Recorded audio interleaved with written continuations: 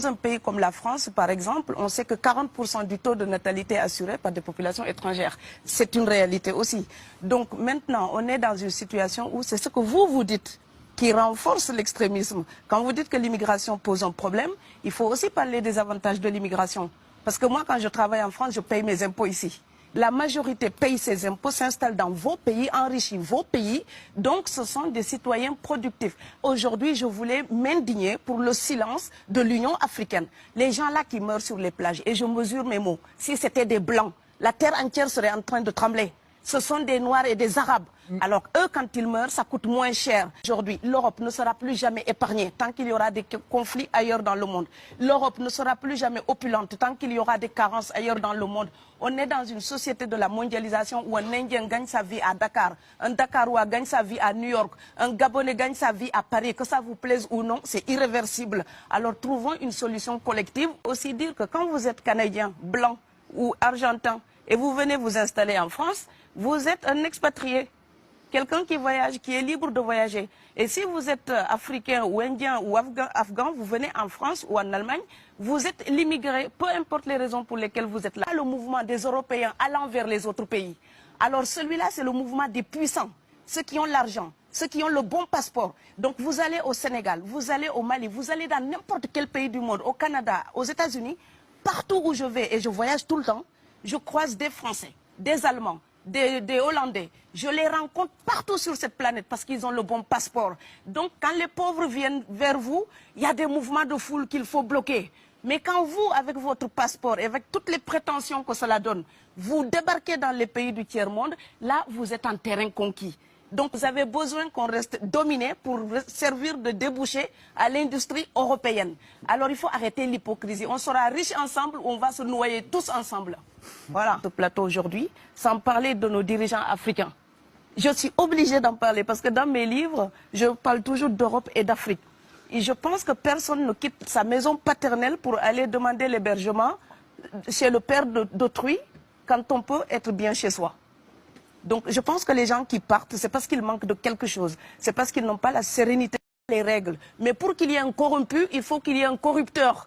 Et ce sont les firmes occidentales qui entretiennent la corruption aussi en Afrique, il faut le dire. Et quand on vient avec nos matières premières, l'Afrique n'est pas pauvre, on l'appauvrit. L'Afrique ne manque pas de ressources, l'Afrique est pleine de ressources.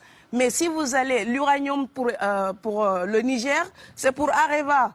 Le diamant qui est au Congo, c'est pour Amsterdam. Et donc, les gens, ils viennent, ils fixent le prix. Et parce qu'on n'a pas d'autre recours, on vous les vend.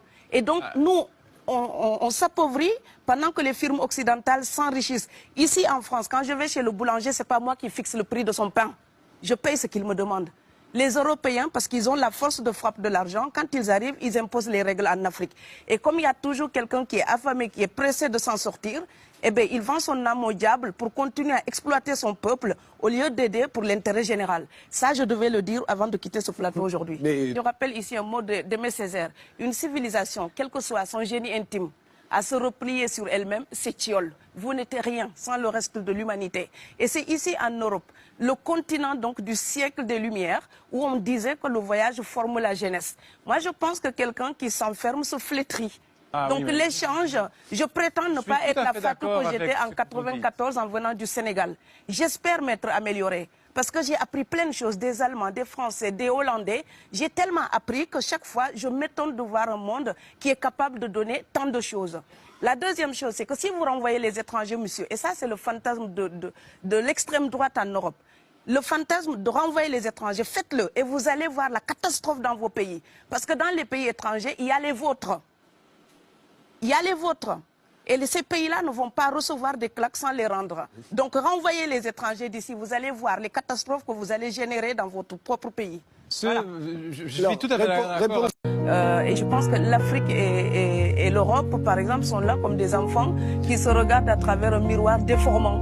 Il serait enfin temps qu'ils se respectent, enfin qu'elles se respectent suffisamment pour que l'Europe arrête de nous envoyer ses déchets industriels pour construire avec nous de véritables industries, pour que l'Europe participe à ce développement et que l'Afrique, 60 ans après les indépendances, arrête de dire c'est la faute des autres. Au bout d'un moment, indépendance, c'est responsabilité. Si nous sommes vraiment indépendants en Afrique, nous sommes aussi responsables de notre destin. l'instant. Et ça ne se fera pas sans les Européens. Et l'Europe ne s'en sortira pas sans l'Afrique parce que sinon nous serons un boulet que vous traînerez. Donc ce monde-là est lié et je pense que l'entente, je rêve d'une entente, d'une fraternité. Oui, je sais, ça fait bisounours. Mais il me faut garder cette utopie-là pour garder le courage d'écrire toutes les nuits. Parce que j'ai fait le vent de l'Atlantique il y a bientôt 12 ans. Aujourd'hui, à l'époque, quand je parlais de dizaines de morts dans l'Atlantique, on me disait « tu exagères ». Maintenant qu'on les ramasse par milliers, je suis absolument triste de devoir réaliser tout simplement qu'en tant qu'auteur, je ne fais que répondre à l'injonction de Schiller. La dignité de l'homme est remise entre vos mains, gardez-la.